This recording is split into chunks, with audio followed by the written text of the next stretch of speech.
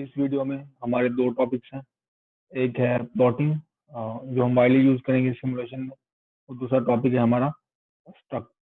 तो स्टार्ट करते हैं प्लॉटिंग से। प्लॉट करने के लिए मैं एक फंक्शन डिफाइन कर लेता हूँ, वो है 1+x। सादा सा फंक्शन है जिसे मैं प्लॉट करना चाहता हूँ। ये मैंने एग्जीक्यूट किया, मेरे पास ये प्लॉट करने के लिए फंक्शन बन गया। प्लॉटिंग के लिए पहले आपको एक पैकेज इंक्लूड करना होगा बाय वो कीवर्ड यूजिंग, और मुझे बताना पड़ता है जूलिया को कि मैंने ये पैकेज यूज करना है, वो इसे इस प्रोग्राम में, इस फाइल में इंक्लूड कर ले। तो मैं यूज करने वाला हूँ प्लॉट्स। जूलिया केस सेंसिटिव है, तो पी इसमें कैपिटल है और एस साथ है, यूजिंग प्लॉट्स। तो ये पैकेज यहाँ पे ऐड कर देगा ताकि जो इसके अंदर फंक्शनैलिटी है वो मैं यूज कर सकूँ। एक्स डोमेन डिफाइन करने के लिए मैं रेंज यूज करता हूँ। रेंज के लिए हमें स्टार्टिंग वैल्यू देनी होती है। मैंने 0.0 दी है स्टार्टिंग वैल्यू, और उसके बाद कॉलम के साथ मुझे स्टेप देना होता है कि कितने स्टेप के बाद दूसरी वैल्यू इंक्रीमेंट करे। तो 0.01 से इंक्रीमेंट करेगा 0.01, दूसरा पॉइंट हो जाएगा। फिर इंक्रीमेंट करेगा 0.01 में, अगेन 0.01, तो हमारे पास हो जाएगा 0.02। तो 0.02 में अगेन 0.01 ऐड करेगा, तो ये इतना करते हुए हमारे पास 1 तक पहुंचेगा। तो बजाय कि मैं पूरी अरे कंस्ट्रक्ट करूं, वो हार्ड कोडेडली मैं नंबर्स दूं जिनके ऊपर मुझे एक्स की वैल्यू चाहिए, एफ ऑफ एक्स की वैल्यू चाहिए। तो एक ये तरीका है रेंज डिफाइन करने का कि आप इनिशियल वैल्यू दें और फाइनल वैल्यू दें, और दरमियान में हर कंसेक्टिव वैल्यू का डिफरेंस बता दें, तो खुद ही ये कंस्ट्रक्ट कर लेगा। अब मैंने प्लॉट करना है, तो प्लॉट करने के लिए मैं ये करता हूँ एक्स डोमेन और एफ ऑफ एक्स। ये मेरे पास प्लॉट फंक्शन है जो जूलिया में मैंने प्लॉट किया है। तो अब आप देख रहे हो कि यहाँ पे एरर आ गया कि no method matching this one. तो इसका सॉल्यूशन है हमारे पास ये। क्या किया मैंने, एफ ऑफ एक्स में जब मैंने फंक्शन कॉल किया सिंगल वैल्यू के लिए, अगर मैं एफ ऑफ एक्स को कॉल करूँ तो उसे कोई परेशानी नहीं होगी, वो अवेल्युएट करके दे देगा रिजल्ट। लेकिन मैंने एक से ज्यादा वैल्यू जब उसमें पास करनी है एफ ऑफ एक्स में, तो मुझे यहाँ पे डॉट यूज करना होगा। तो ये डॉट का यूज है जिसे हमारे यहाँ पे मसला हल किया।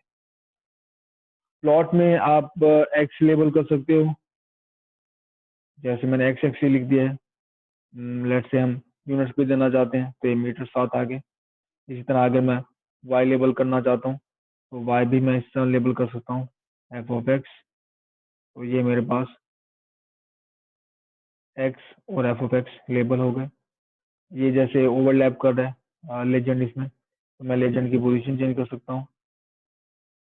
तो लेजेंड की पोजीशन चेंज करेंगे हम टॉप लेफ्ट। तो आप देखो ये टॉप लेफ्ट हो गया। तो आप राइट बॉटम इस तरह की कीवर्ड यूज करके इसको शिफ्ट कर सकते हो। आप और भी एट्रीब्यूट यूज कर सकते हो, कई सारे एट्रीब्यूट हैं इसके। जैसे आप लाइन विड्थ यूज कर सकते हो कि जो प्लॉट की विड्थ है लाइन की, उसे इंक्रीज करना चाहते हो आप, ये लाइन विड्थ आपके पास।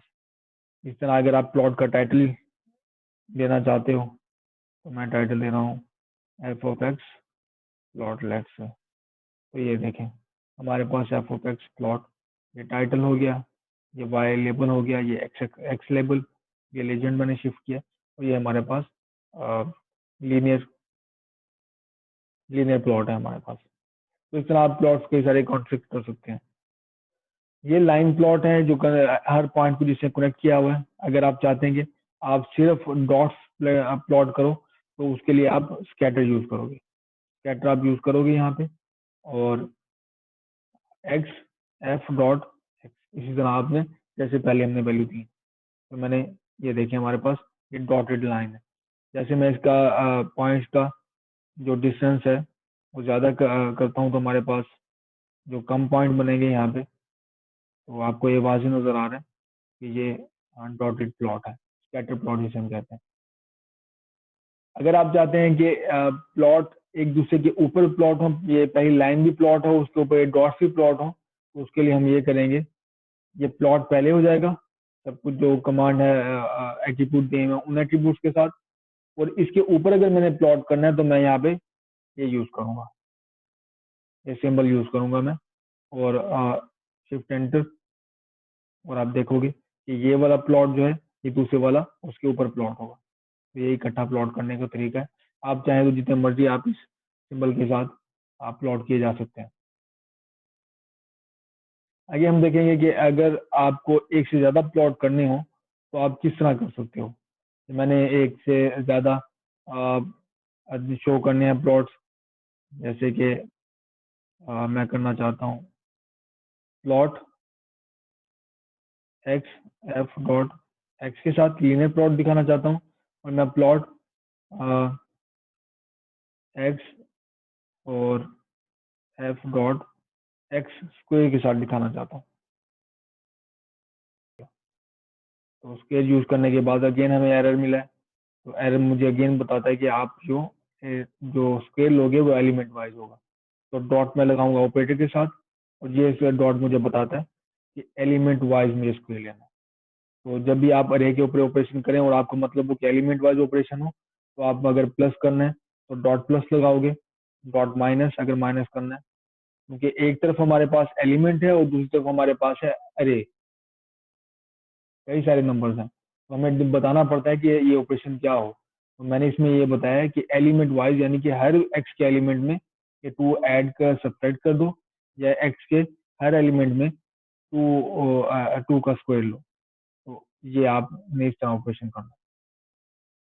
एक तरीका तो हमारे पास ये है जो मैंने अभी शो किया कि एक दूसरे के ऊपर आप प्लॉट कर दें, और एक और अलग तरीकाकार है जिसमें मैं आपको दिखा रहा हूँ कि आप इस प्लॉट को असाइन कर दो, इस ऑब्जेक्ट को P1 कह दो, इस ऑब्जेक्ट को कह दो P2,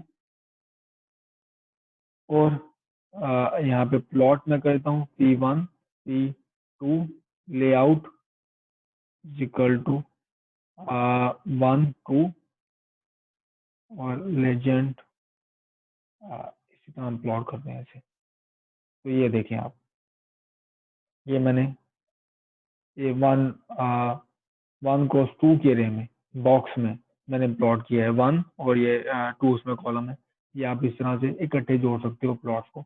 आप चाहे तो एक और जोड़ सकते हैं, मेरे ख्याल में हमारे पास स्पेस है। तो मैं इसका करता हूँ क्यूब, क्यूब मैंने किया, और यहाँ पे कर दिया 3, और एक प्लॉट यहाँ पे ऐड कर दिया।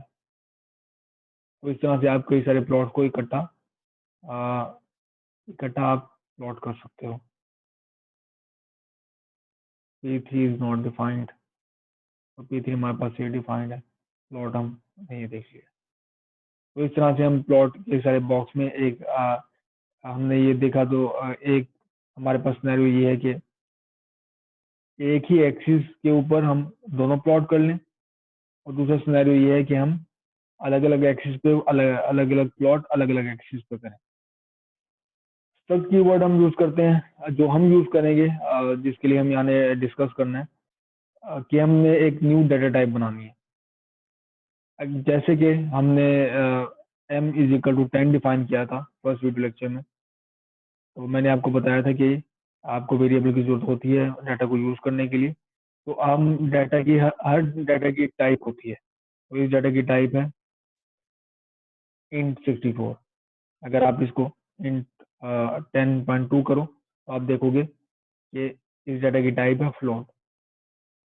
ये डाटा जो है जिसकी टाइप फ्लोट है इस वक्त, ये सिर्फ एक वक्त में एक नंबर स्टोर कर सकता है, और जिसकी टाइम फ्लोट होगी। अब अगर हम चाहते हैं कि एक हम डाटा टाइप डिफाइन करें जो एक वक्त में एक से ज़्यादा नंबर स्टोर कर सकती हो, या एक वक्त से एक ज़्यादा डाटा टाइप स्टोर कर सकती हो, तो हमें एक नई डाटा टाइप डिफाइन करनी होगी। जैसे कि स्ट्रक्ट ये कीवर्ड, और मेरी डाटा टाइप का नाम है पॉइंट 2D। 2D मेरे पास मेरे पॉइंट है, डाटा टाइप का नाम है। और इसमें है दो चीज़ें, एक एक्स वाई और एक्स और वाई है। तो मेरी जो न्यू डाटा टाइप होगी, जो वेरिएबल फ्लोट टाइप का आपको पता है 64 था, उसमें एक फ्लोट नंबर आ सकता था। अब जो मेरी नई डाटा टाइप है पॉइंट 2D, उसमें दो नंबर आ सकते हैं, एक का नाम है एक्स और दूसरे का नाम है वाई। और अब अगर मैं चाहता हूँ कि इनको मैं वैल्यू चेंज भी कर सकूँ, तो मुझे म्यूटेबल लिखना होगा। कि बाद में मैं क्रिएशन के बाद अगर मैं डिफाइन करता हूँ पॉइंट 2D, वो डिफाइन करने के बाद, क्रिएट करने के बाद अगर मैं दोबारा उसकी वैल्यू चेंज करना चाहता हूँ तो ये म्यूटेबल मुझे अलाउ करेगा कि मैं हर मरतबा उसकी वैल्यू चेंज कर सकूँ। तो हम ये डिफाइन करते हैं, ये कैसे आप डिफाइन करोगे? तो मैं कहता हूँ .1 PT1, तो .2D ये डाटा टाइप का नाम, एग्जैक्टली डाटा टाइप का नाम, और मैंने x की वैल्यू देनी है 1 और y की वैल्यू देनी है मैंने 4। तो ये आपके पास नई डाटा टाइप होंगी। अब मैं कैसे एक्सेस करूंगा? pt1.x, तो मेरे पास x की वैल्यू आ जाएगी, और इस तरह pt1.y। तो इस तरह आप कई सारे पॉइंट्स अपने डाटा टाइप से इंस्टेंस डिफाइन कर सकते हैं। 2D 3 4, तो ये मेरे पास नया पॉइंट डिफाइन हो गया।